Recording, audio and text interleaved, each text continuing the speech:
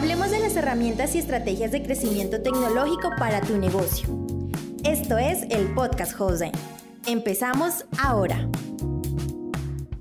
Bienvenidos al podcast Transformación Digital de Hostline.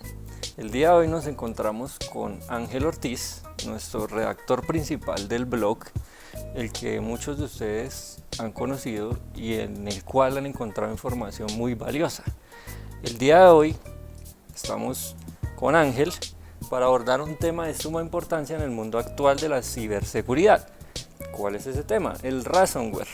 Este tipo de malware, que ha evolucionado de manera significativa en los últimos años, nos plantea unos desafíos multifacéticos y afecta no solo la seguridad informática, sino también la operatividad, las finanzas y la reputación, e incluso la continuidad en el mercado de las empresas y las organizaciones. Dentro de ese complejo escenario, es esencial comprender las reacciones inmediatas que una organización debe tener a enfrentarse a un ataque de este tipo, a un ataque de ransomware. Entonces, querido don Ángel, empecemos por los síntomas visibles. ¿Cuáles son los primeros signos visibles de un ataque de ransomware y cómo deberían ser abordados? Hola Nicolás, gracias por invitarme. Le hago una propuesta atrevida. ¿Qué le parece si fijamos primero la atención en la importancia de nomenclar, de llamar por su nombre a cada tipo de ataques? No necesitamos ser expertos en el tema, pero es importante que alguien que sepa nos lo diga. Voy a colocar un ejemplo. Estamos hablando de ransomware. Ransomware es uno de los tantos tipos de malware o de ataques maliciosos que podemos recibir. Una persona común y corriente que no sabe, quizás quiera utilizar una fórmula genérica para salir de su ataque. Pero si sabemos qué tipo de ataque es, hay todos unos protocolos desarrollados a seguir. Bueno, entonces para mí es muy importante y creería que para las personas que nos escuchan es muy importante saber que en primera instancia, si identificamos de qué tipo de ataque estamos siendo víctimas, sabremos potencialmente qué hacer. Dicho esto, entonces, el ransomware, para aquellas personas que no lo sepan, se trata básicamente del secuestro de información que toma, digamos, el atacante y por el cual pide un rescate. Entonces, secuestra la información, la encripta y sobre esto pide un rescate. Puede sonar como muy fácil de asimilar, pero en términos económicos tiene unas implicaciones grandísimas y puede perjudicar seriamente a las empresas. Ahora bien, para contestar su pregunta, hay muchas maneras efectivas de detectar la sintomatología de un ransomware. Pero no sé qué orden tenga su más establecido, pero pienso que es vital mencionar antes de la sintomatología cómo puede ser infectado una red, un equipo o una empresa con malware. ¿Cuál es mi punto? Ya tenemos identificado qué tipo de ataque es. Ahora pretendemos saber por dónde entró o cómo fuimos infectados. No sé si esté de acuerdo en llevarlo de esa forma. Bien, entonces en ese orden de ideas, la vía más común para ser infectados es vía correo electrónico. Literalmente, utilizando la figura de phishing, de suplantación de identidad, se envía un correo creíble que las personas asumen que es de quien ellos conocen, de su jefe, de su colaborador. O de alguna empresa muy reconocida. Totalmente de acuerdo. Y lleva enlaces que a su vez conducen a una descarga, y esa descarga es la que lleva el software malicioso que se apodera de nuestro equipo y lo encripta. Viendo esto, entonces, un síntoma es que sencillamente no tenemos control de nuestro correo, no tenemos control de nuestro acceso a los sitios web, a las redes que manejamos. Y si el ataque ya está totalmente establecido, no tenemos ni acceso siquiera a los servidores o a las computadoras que fueron infectadas.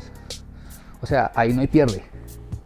Si nuestros accesos no funcionan, algo está fallando. Ok, entonces en este momento hemos definido los tipos de ataque.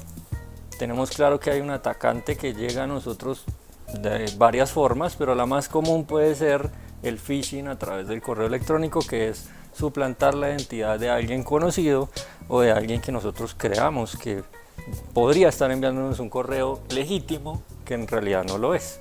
De esa forma, confiamos en ese correo, descargamos un software, accedemos al software, le damos permiso de que entre al equipo y empieza todo el problema con el desastre del ransomware. Claro, por supuesto, pero fíjese que aquí hay unas implicaciones no solo técnicas, sino de cultura corporativa.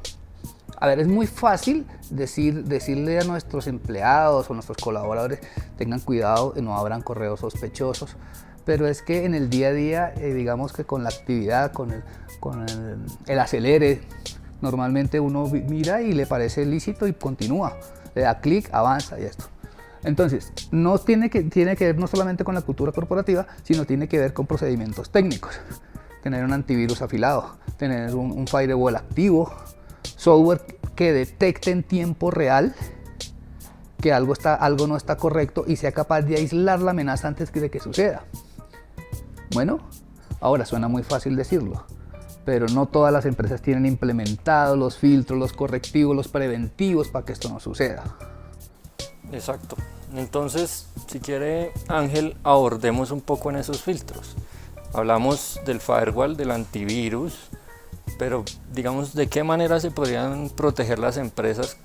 ¿Qué otro filtro existe o si únicamente son estas dos opciones? Digamos estas son las más conocidas, pero es claro que digamos, hay un elemento fundamental para poder recuperar la data cuando suceden este tipo de ataques, no solamente de ransomware, sino cualquier tipo de ataques de malware a que seamos expuestos. Y es tener un DRAS, lo que se llama un Disaster Recovery as a Service, todo un plan de recuperación ante desastres. Normalmente las empresas o lo tienen o lo contratan con empresas como Hostline, por ejemplo. Es decir, Hostline nos brindaría este servicio de recuperación ante desastres, ¿correcto? Por supuesto, y esto es todo un plan bastante ambicioso, es mucho más que un backup. La gente cree que un DRAS es solamente un backup, y no. Yo puedo tener un backup dentro de mi mismo servidor o dentro de mi mismo computador, pero si alguien secuestró mi computadora o mi servidor, no tengo acceso ni a mis copias de seguridad siquiera. Por eso no es gratuito que aconsejen que uno tenga copias de seguridad en el mismo equipo, en el mismo servidor y por fuera de su red preferiblemente. Que es algo muy común en el medio. Las Totalmente, personas sí, guardan su información y su copia, su backup en el mismo equipo, cosa que es un error garrafal.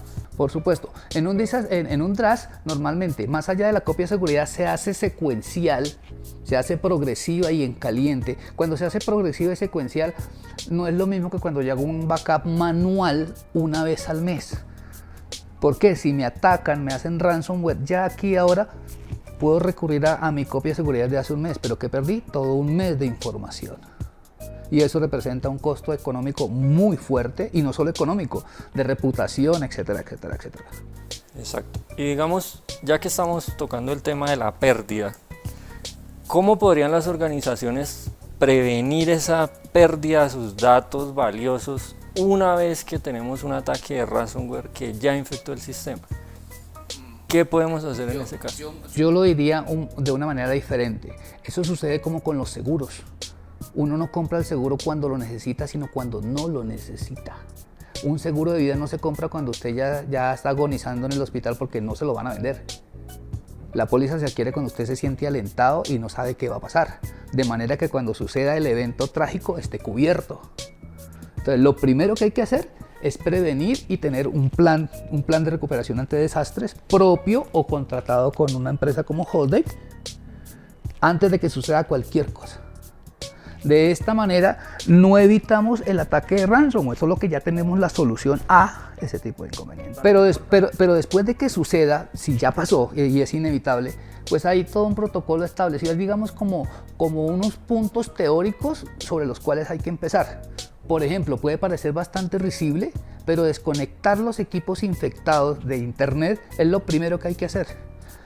Muchos se preguntarán, ¿por qué?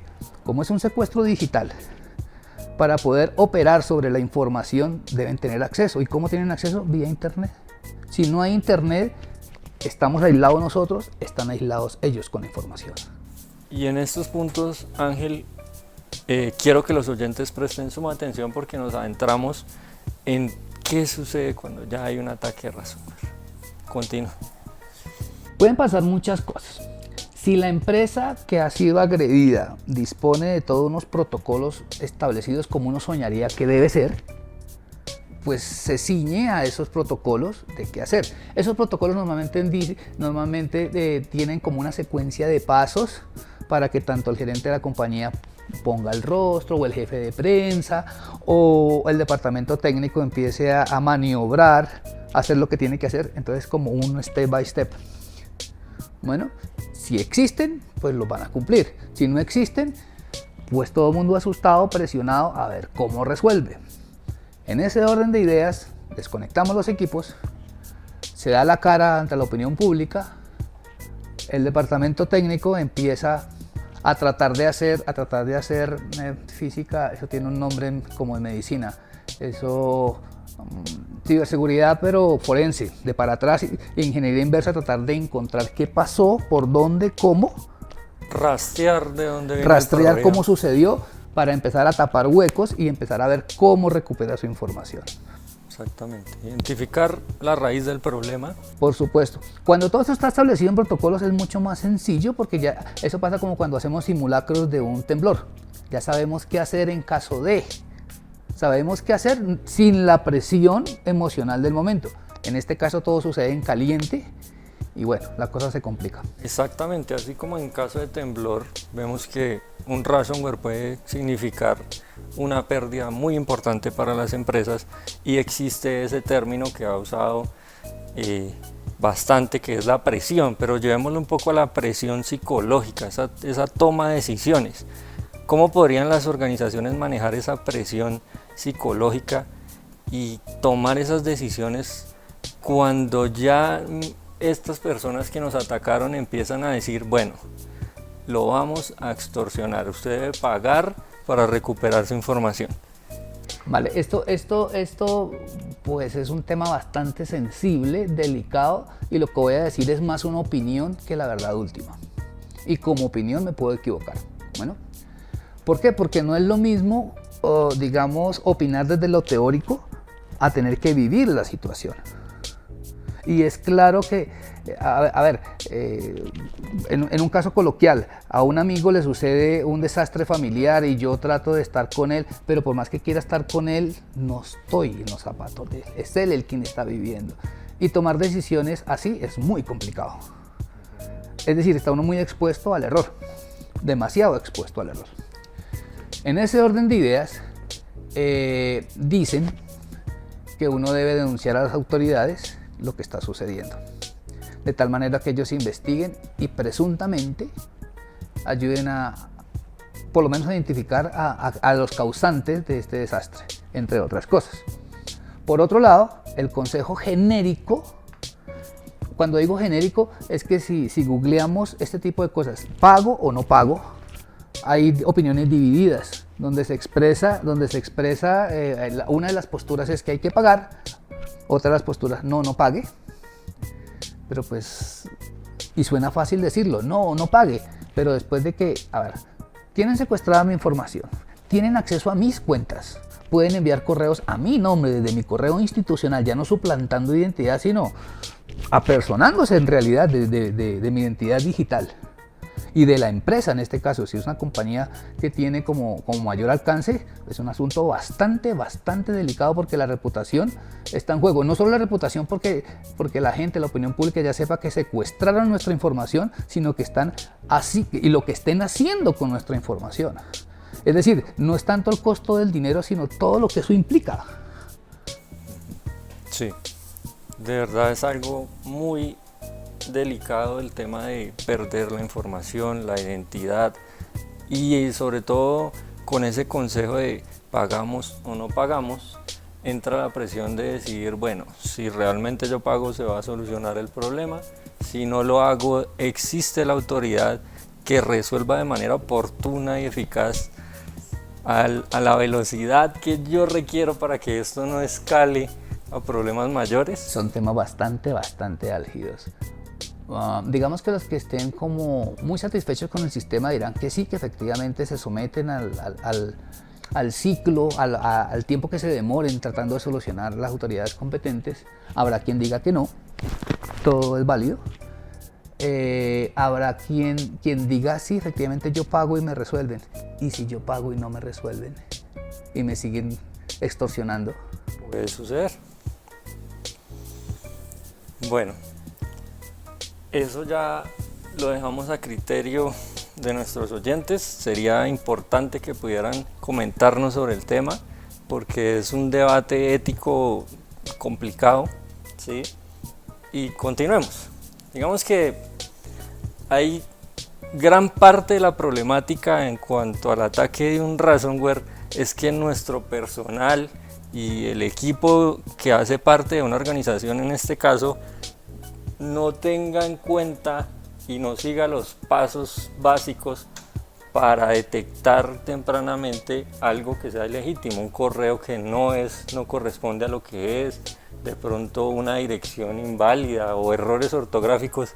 En ese orden de ideas, más o menos, ¿qué puntos adicionales deberíamos tener en cuenta para identificar un ataque de phishing, por ejemplo? Wow. Digamos que los consejos normales serían mirar el remitente, pero es inevitable que el remitente es la parte que se puede suplantar más fácil. El remitente me refiero al nombre previo a la cuenta de correo electrónico. En segunda instancia, mirar al menos visiblemente la cuenta de correo electrónica que remite. Mejor aún, hay una opción dentro de todas las cuentas de correo para mirar los encabezados que vienen con las cuentas de correo. Allí podemos ver información valiosa como las IP de remitentes, como el correo real que está remitiendo. Podemos hacer toda una trazabilidad. Generalmente no hacemos eso, pero pues ante la evidencia de un correo sospechoso, no está de más seguir esa secuencia de pasos. Ahora, normalmente en las empresas medianas y grandes pues hay un departamento de seguridad o de ingeniería en su defecto que puede, digamos, ayudarnos con todo este protocolo. Es correcto. Y indagando sobre el tema, también identifiqué un detalle que va más ligado a este tema del hacking social, donde de pronto nuestro hacker accede únicamente al equipo de uno de nuestros colaboradores en el cual nosotros confiamos, y a través de suplantar la identidad de uno de ellos empieza a ingresar poco a poco correos que van a terminar afectando fuertemente y muy posiblemente van a terminar generando el ataque de ransomware. Frente a esto, ¿qué podríamos hacer? Si de pronto mi compañero me dice descargue este archivo, instale lo que es muy urgente, es un proceso importante, y yo convencido de que es mi compañero porque está usando el correo interno de la corporación. Fíjese que como siempre pueden haber dos facetas a considerar aquí. Una, el tipo de protocolos de seguridad o de consejos de seguridad que debemos tener cada quien como persona, como individuos, para que no sucedan este tipo de hacking social que mencionabas más ahorita. Y es muy fácil decirlo, pero también sucede. Y eso implica manejo de contraseñas seguras, que casi nadie lo hacemos. Contraseñas seguras normalmente incluyen caracteres alfanuméricos, no solamente letras, sino que incluyan, no sé, punto y coma, asterisco, ñes, que incluyan números, que incluyan mayúsculas, que incluyan minúsculas. Entre más largas sean las contraseñas, son más difíciles de desencriptar. Por ejemplo, ¿por qué menciono esto? Digamos, cuando se hace hacking social, uno sigue patrones. O la persona que está haciendo el ataque contra esas cuentas sigue patrones. Contraseñas muy obvias, 1, 2, 3, 4, 5, la fecha del cumpleaños, la fecha de alguna fecha especial. Por eso se llama social, porque sigue unos patrones como muy fáciles, como muy comunes, como muy obvios. Bueno, sí. Entonces el uso de contraseñas seguras no va a impedir físicamente que ataquen a la persona para robarse sus cuentas, pero sí le va a colocar un buen primer filtro grandísimo al comienzo. Obviamente tener doble factor de autenticación en todos lados. Sí, muy importante. Si no tiene segundo factor de autenticación, nadie va a poder acceder a sus cuentas. Sí. Bueno, dicho esto como un asunto muy somero, como muy introductorio, entonces vamos realmente al tema que nos concierne. Okay. Una persona, por más de que sea la empresa, pues digamos, no por correo electrónico. Presuntamente en una empresa el flujo de información sucede porque cada quien tenemos unos roles que desempeñamos, sí, y los correos generalmente van en esa línea, en las cuentas corporativas. Si ya se altera ese patrón y yo resulto pidiendo, no sé, el archivo contable cuando yo no trabajo en contabilidad y esas cosas, pues o sea, trato de mencionar eso como un ejemplo de que ya empieza uno a sospechar que algo está pasando. Exacto, a eso iba. Tratar de identificar realmente si mi compañero está hablando como debería, se está comunicando de la forma que es, está acudiendo a las personas a las que acude normalmente, o puede representar una cosa que no encaja. Totalmente de acuerdo, sí. Es uno de esos filtros que podemos sumar a cómo podemos prevenir un ataque de phishing que, según hemos hablado, es una de las mayores formas en las cuales podemos terminar recibiendo un ataque real de ransomware. Digamos que, siguiendo con el tema de los ataques de ransomware, hay dos puntos álgidos que son la gestión de los costos. ¿Qué sucede después de este ataque? ¿Sí? Podemos profundizar en los costos económicos asociados a lo que viene siendo la interrupción de las operaciones. También todo este tema de cobrarme para recuperar mis datos, y de pronto que yo no esté preparado en el momento y necesite contratar a expertos que me ayuden a solucionar la situación porque tal vez no lo hice antes o no tenía ese conocimiento de que podría blindarme con anticipación. Sí, hablemos un poco de estas estrategias para mitigar esos costos y realmente cuáles son estos costos después de un ataque o anteriores a un ataque. Wow, es bastante grande, digámoslo, el tema que estamos mencionando. Entonces, digamos que voy a mencionar como algunas pinceladas a grosso modo. Cuantificar los costos, pues es bastante difícil. ¿Por qué? Porque es claro que la información tiene un costo para quien la usa, para quien la necesita, y seguramente tenga un costo para el que la secuestra. Dicho esto, más allá que nos roben software, que nos roben bases de datos, que es difícil de cuantificar, yo creo que el daño más grave se hace a la reputación de la empresa. Y eso viene como en los intangibles, es como tratar de cuantificar el amor, es como tratar de cuantificar las emociones, de ponerles precio. Es bastante complejo. Pero digamos que la trazabilidad se puede establecer. Entonces hay unos costos que son los que yo normalmente calcularía y están los difíciles de manejar porque no, ¿cómo los cuantifico? Entonces, depende mucho de qué tipo de información sensible manejen y depende mucho del tipo de empresa. Dicho esto, en términos de costos, lo más difícil va a ser recuperar la confianza y la reputación de una compañía cuando esto sucede. Quiero mencionar esto como ejemplo, no en términos de que, a ver, esto le puede pasar a cualquier empresa. No voy a mencionar el nombre de la compañía, pero hace poco aquí en nuestro país sucedió que una empresa prestadora de servicios, de soluciones, se adentró en un ataque de ransomware, que también es bien importante. Totalmente. Y aclaremos, ninguna empresa está exenta de que le suceda un ataque de ransomware. Cualquier empresa, grande, pequeña o chiquita, puede ser víctima de un ataque de esos.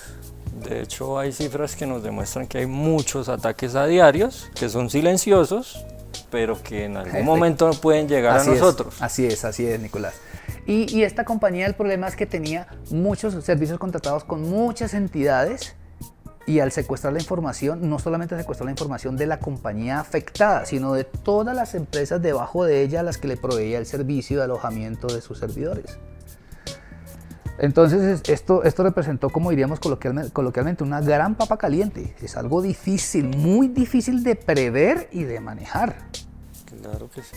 O sea, cito esto como ejemplo en términos de que, enfatizo, a cualquier empresa le puede pasar. Y el problema es que al menos los colombianos acostumbramos a encontrar soluciones sobre la marcha, pero no a prever escenarios. Exactamente. Y entonces, pues, imagínese una empresa que no puede acceder a su información, pero la responsabilidad directa no fue de ella, sino porque atacaron al proveedor de servicios. Es algo muy complejo, con muchas aristas, y es una situación que no quisiera vivir yo ni que la viviera la compañía en la que yo trabajo, porque es muy complejo de manejar.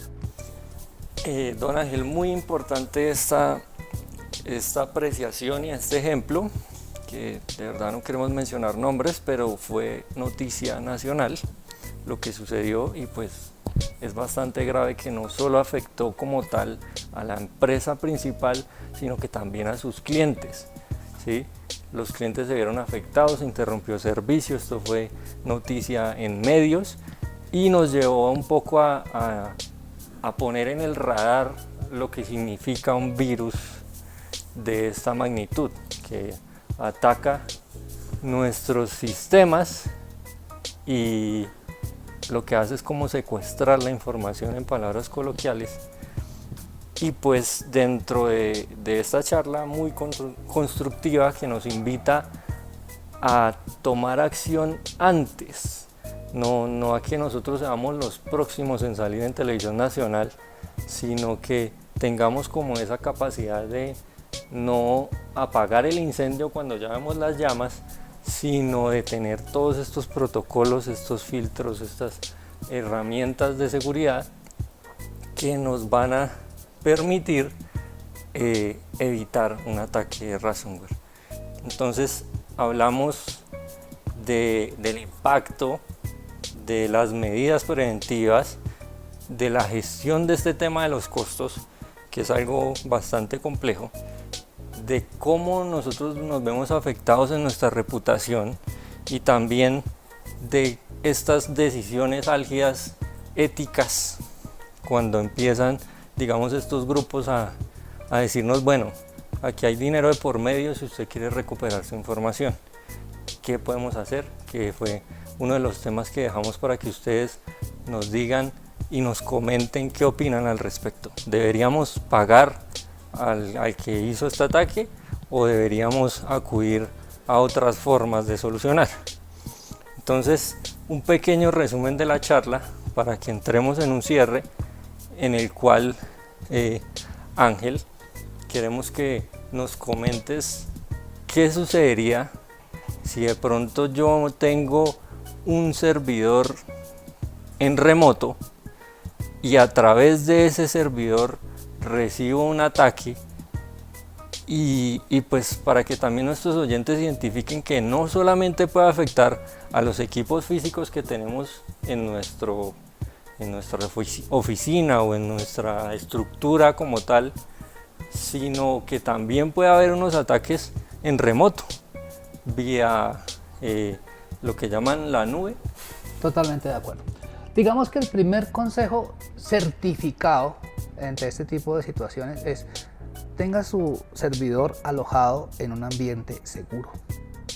Un centro de datos como Nebula, con certificación Tier 4, con certificaciones de seguridad vigentes, le ofrece un clima seguro. Cuando digo clima no me refiero al estado del tiempo, de si llueve o no llueve, sino un entorno seguro, confiable para su servidor. Teniendo esto en primera instancia, un buen consejo es que nosotros debemos, cuando digo nosotros, no hablo por la empresa de alojamiento o proveedora del servicio. Hablo que nosotros, como empresa, el dueño del servidor o el que alquiló el servidor, también debe tomar sus propias medidas para evitar, digamos, daños colaterales ante una situación como estas. Es uno de los principales actores. Es por decirlo de alguna manera.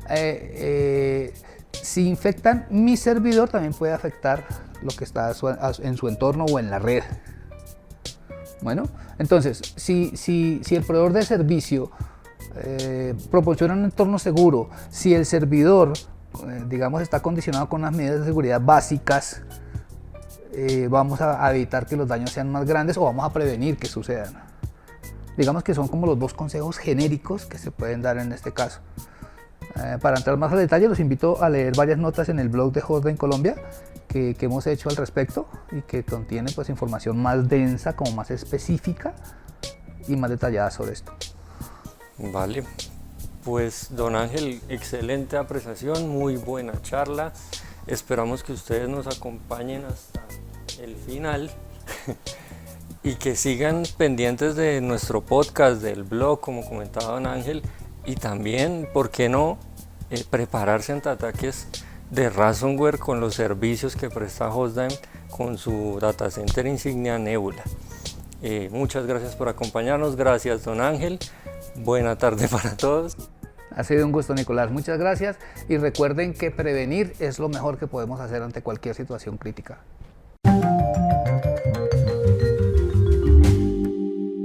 Acabas de escuchar un podcast de Hostdime. Te esperamos en un próximo capítulo. Suscríbete al canal donde nos escuchas y búscanos donde sea que te encuentres. hostdime.com.co